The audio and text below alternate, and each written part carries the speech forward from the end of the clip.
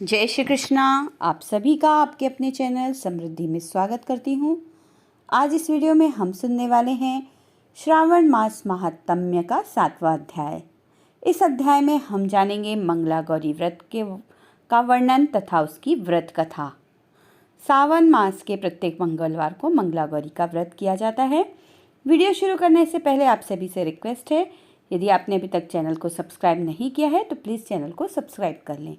इसी तरह ऐसे ही वीडियो समय समय पर आपको मिलते रहेंगे, इसलिए चैनल को सब्सक्राइब आप जरूर कर लें। तो चलिए सुनते हैं 7वां अध्याय। ईश्वर बोले, हे सनत कुमार, अब मैं अत्युत्तम भौम व्रत का वर्णन करूंगा, जिसके अनुष्ठान करने मात्र से वैधव्य नहीं होता है। विवाह होने के पश्चात 5 वर्षों तक यह व्रत करना चाहिए। इसका नाम मंगला गौरी व्रत है। यह पापों का नाश करने वाला है। विवाह के पश्चात प्रथम श्रावण शुक्ल पक्ष में पहले मंगलवार को यह व्रत आरंभ करना चाहिए। केले के खंभों से सुशोभित एक पुष्प मंडल बनाना चाहिए और उसे अनेक प्रकार के फलों तथा रेशमी वस्त्रों से सजाना चाहिए।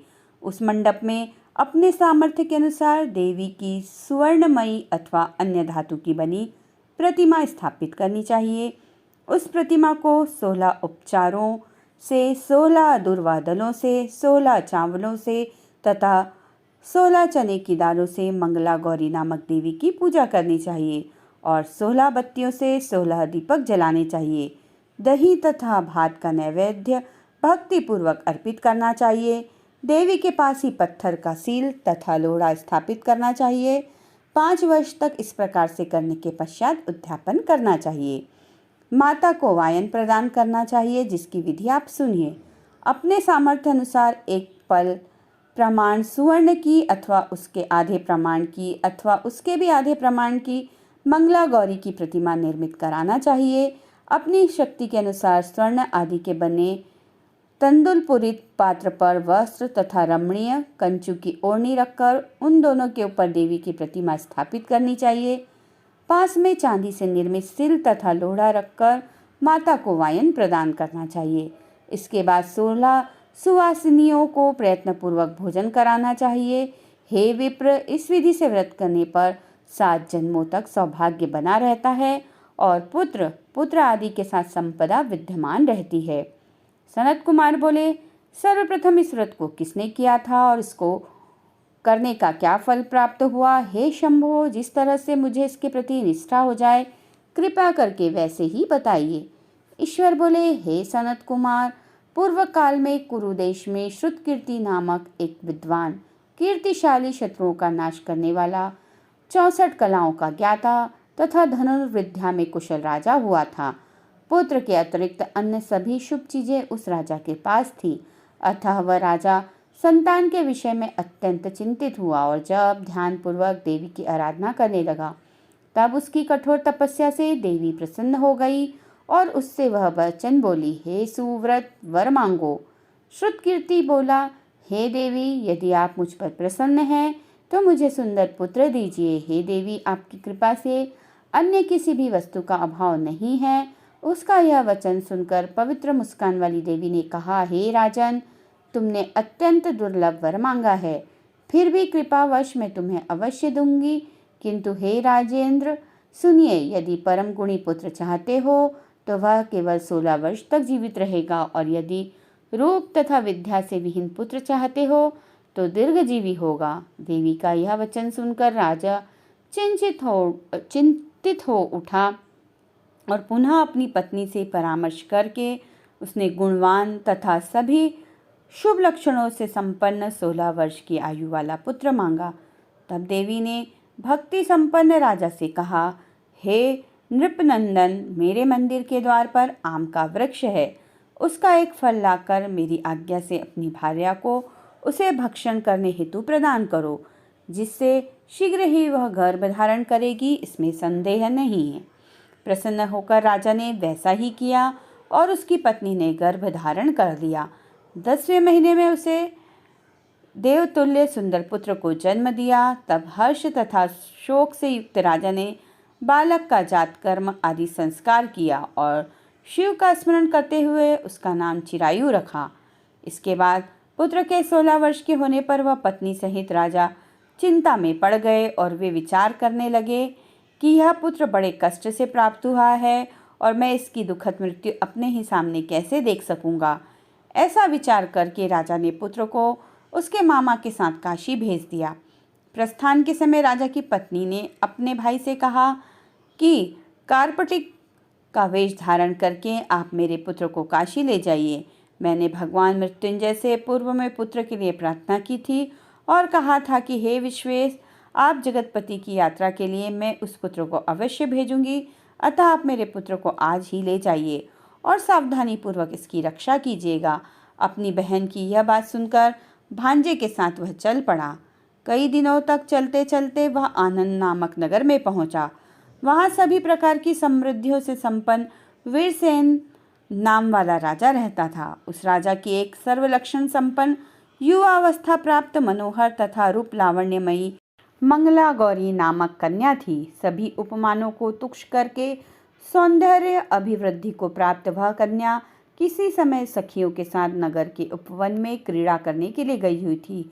उसी समय वह चिरायु तथा उसका मामा वे दोनों भी वहां पहुंच गए और उन कन्याओं को देखने की लालसा से वहीं विश्राम करने लगे। इसी बीच विनोदपूर्वक क्रीड़ा करती हुई उन कन्याओं में से किसी एक ने कुपित होकर राजकुमारी को रांडा यह कुवचन कह दिया। तब उस अशुभ वचन को सुनकर राजकुमारी ने कहा, तुम अनुचित बात क्यों बोल रही हो?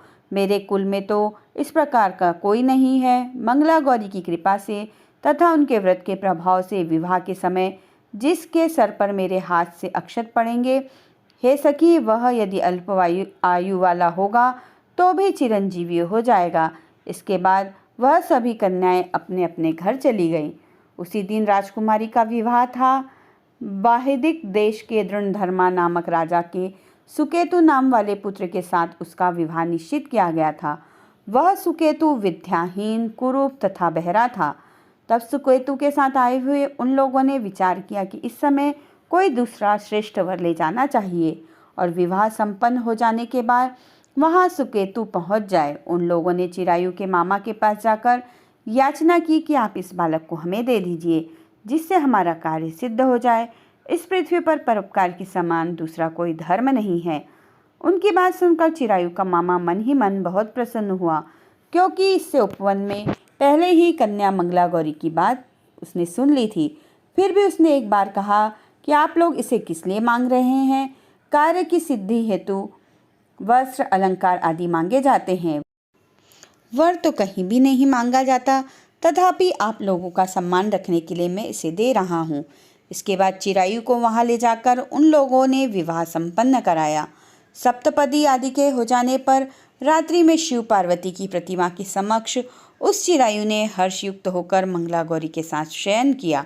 उसी दिन चिरायु के 16 वर्ष पूर्ण हो चुके थे और अर्धरात्रि में साक्षात काल सर्प रूप में वहां आ गया। इसी बीच संयोगवश राजकुमारी जाग गई। उसने उस महासर्प को वहां देखा और वह भय से व्याकुल होकर कांपने लगी।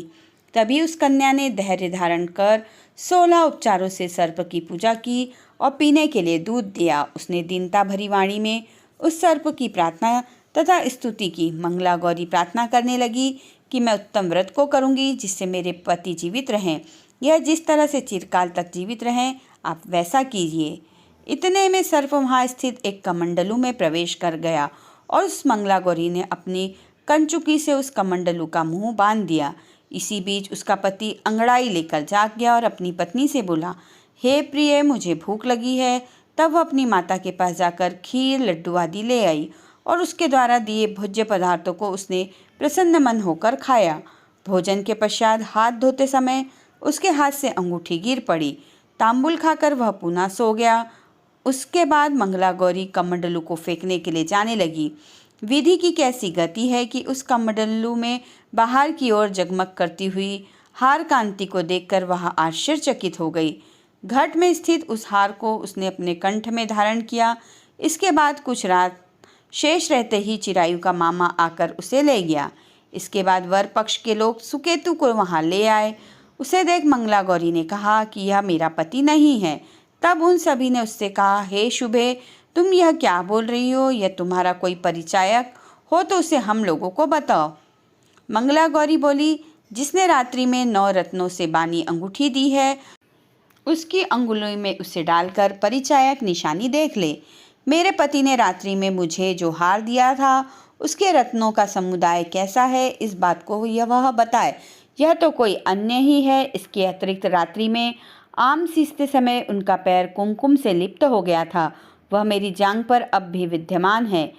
उसे आप लोग शीघ्र देख लें। साथ ही रात में परस्पर भाषण तथा भोजन आदि जो कुछ किया गया था, उसे भी यह बता दे, तब यह निश्चित ही मेरा पति है।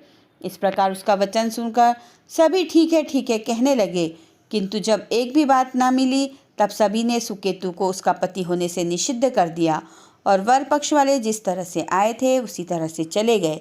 उसके बाद अपने वंश को बढ़ाने वाले महान यश से संपन्न तथा परम मनस्वी मंगला गौरी के पिता ने अन्नपान आदि का सत्र चलाया। उन्होंने वर पक्ष का वृत्तांत कानों कान सुन लिया कि स्वरूप से कुरूप होने के कारण लोगों के द्वारा किसी अन्य को वर के रूप में आदर पूर्वक लाया गया था।